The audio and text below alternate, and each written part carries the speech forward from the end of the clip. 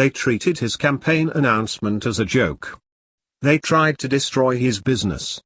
They called him every foul name they could come up with. But at the end of 2015, the biased journalists, political consultants, leftist activists, snarky comedians and embittered critics of every stripe had to concede one man had beaten them all. Donald J. Trump is the Republican favorite for President of the United States. There's no indication he'll fall from the top spot anytime soon. And he's the WND 2015 Man of the Year. "It is my great honor to be named Man of the Year by your publication," Trump said in a statement to WND. "I very much appreciate your informative polls and coverage. Together, we will make America great again." It's been an incredible journey for Trump. Many supposed political experts and commentators laughed at him when, after years of hints, he finally announced he was running for president. The Democratic National Committee snarked about Trump's seriousness, treating him as a phony candidate. Leftist comedian Jon Stewart called Trump a gift from heaven. Politico called him God's gift to the internet and contrasted him with the more serious candidates. Yet it's Donald Trump who's had the last laugh. And Trump has not only proven he is in the race to win, he's shown himself to be a skilled tactician and expert communicator, outwitting hostile reporters and political opponents at every turn and surviving media firestorms that would have destroyed any other candidate. At the start, Trump was savagely attacked by leftist activist groups and journalists after referring to some illegal immigrants as rapists during his presidential announcement speech. A couple of Trump's business partners, notably NBC and Macy's, cut ties with the candidate. It appeared Trump's campaign was over before it even began. But while most other politicians would have apologized, Trump responded with what has become his characteristic tactic, doubling down. Trump reframed the debate on immigration to focus on crimes committed by illegals. The arrest of a previously deported illegal immigrant for the murder of Kate Steinle in the sanctuary city of San Francisco gave Trump's charges new weight. Even Macy's appeared on the defensive, as Trump's supporters began shredding their credit cards. And suddenly, to the shock of the political class, Trump was riding high in the polls and addressing mass rallies alongside GOP heavyweights like Alabama Senator Jeff Sessions. Commentators acknowledged the summer of Trump, but that was not yet enough. Experts continued to predict his collapse in the fall. And Trump began feuding with a host of figures, including Fox News' Megyn Kelly, South Carolina Senator Lindsey Graham and former Florida Governor Jeb Bush. Yet Trump showed an unmatched ability to cut down his opponents with a single remark, famously dismantling Jeb's low energy in a GOP debate and triggering the one-time GOP favorite's collapse. The angrier Trump's opponents became, the higher Trump soared in the polls. Even as Trump savaged most reporters as scum, they couldn't turn away. Throughout the campaign, Trump's speeches and massive rallies have been often covered live on the cable news networks. And while other candidates struggle for airtime, Trump is driving the debate on both the left and right. Has any personality ever dominated the news more than Donald Trump did in 2015? Asked WND editor and CEO Joseph Farah. I don't think I've seen it in my lifetime. That's why there can be no question about who 2015's Man of the Year is, at least not if we're being honest. He didn't just change the debate, he became the debate. And there doesn't seem to be any let-up in sight as we move into the presidential election year of 2016. As Farah observed, Trump has done what almost no other conservative has ever been able to accomplish by repeatedly forcing the mainstream media to back down. As he repeatedly brags, Trump turned immigration into a central issue in the Republican primary. Trump shifted the national conversation on terrorism by calling for a ban on Muslim immigration.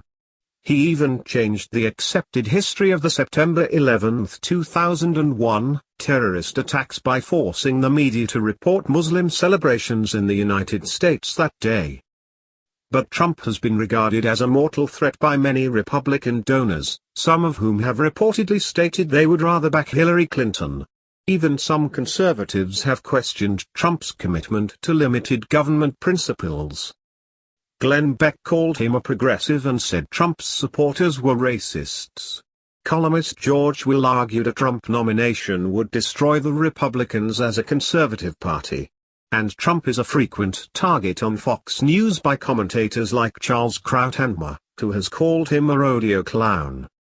But as Trump maintains his lead in the polls, he's also starting to draw more conservative support. Diana West, a WND columnist, forcefully argued, it's time to rally around Donald Trump. Former Representative Virgil Goode, Republican Virginia, has endorsed Trump. And legendary conservative activist Phyllis Schlafly even called Donald Trump the last hope for America and the only one eager to fight.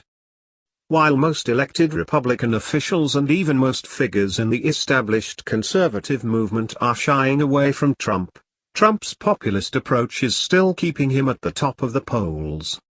And the media's scorn for Trump's supporters may be leading some of his backers to keep their decision to vote for him a secret, meaning the polls may actually be understating his backing.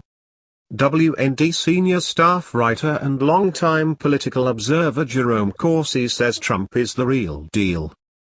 He told WND, despite how much the Obama, Clinton leftists in the Democratic Party and the DC establishment leadership of the GOP hate Trump, he is not going away, he is not going to drop out, and he is positioned to win the GOP nomination and the White House despite all odds.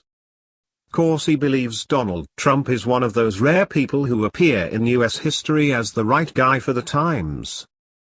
If these were the days of the American Revolution, Corsi said, Trump would be leading the Boston Tea Party and joining Sam Adams and Thomas Paine in carving the political room for a rebirth of the type of constitutional freedom our founding fathers had envisioned for the American Republic. Today's challenge, Corsi stated, is political correctness. And Donald Trump is just the man to destroy it. Trump will succeed precisely because he is politically incorrect, because he dares to say what most Americans are thinking, Corsi argued. Calling Trump sexist, racist, and every phobe the leftist intolerant political ideologies can generate only boosts his popularity, as the mainstream media lose their power to control the news by calling their enemies a nasty name. He's rising in the polls because he defies the politically correct rules ordained by pundits and exposes leftists, including those at Fox News, for what they are. Corsi, author of What Went Wrong, Inside the GOP Debacle of 2012 and How It Can Be Avoided Next Time, also says pundits are underestimating Trump's chances to win both the primary and the general election. Trump will attract votes from women, Hispanics, and African Americans, Corsi predicted. He has done more to improve the economic status of minorities in America than all the other candidates combined, in both the GOP and among the Democrats.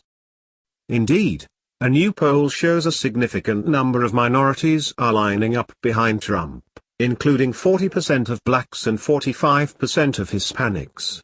And once again, Trump is dominating the media coverage, turning the Democratic Party's war on women talking point on its head by starting a national debate about former President Bill Clinton's treatment of women. Recent polls show not only is Trump maintaining his national lead among Republicans, but he remains tied in a hypothetical head-to-head matchup with Hillary Clinton. Yet Trump's biggest challenges lie ahead. Though candidates such as Jeb Bush and Ben Carson have faded for now, Texas Senator Ted Cruz is consolidating the support of evangelical organizations and is in second place in many national polls. According to some reports, Trump is actually trailing Cruz in the critical state of Iowa, though Trump is promising to unleash an ad blitz. Ironically, it's because Trump has so dramatically shifted the Overton window of what is considered politically acceptable that Cruz has moved from being a pariah in the Republican Party to what some people are calling the GOP establishment's last, best hope to keep a complete outsider from seizing the nomination. Still, Trump remains the undisputed frontrunner and is arguably stronger than ever. He's defied predictions of doom so many times even the doubters have learned to be cautious. However the primaries shake out, Trump has already won in many ways. He's refocused the election on issues like immigration, which GOP donors and insiders would rather ignore. He's challenged the Republican consensus on questions from trade policy to relations with Russia. He's provided a template for the GOP to win over the working-class voters unenthused by the usual Republican appeals for tax cuts for the wealthy or slashing Medicare. And he's struck a powerful chord with Americans who are tired of being pushed around by what they see as a hostile media and taken for granted by what they regard as do-nothing Republican leaders. Donald Trump is the man of the year because he's already changed the primaries, the Republican Party and the country itself. And no matter what happens now, there's no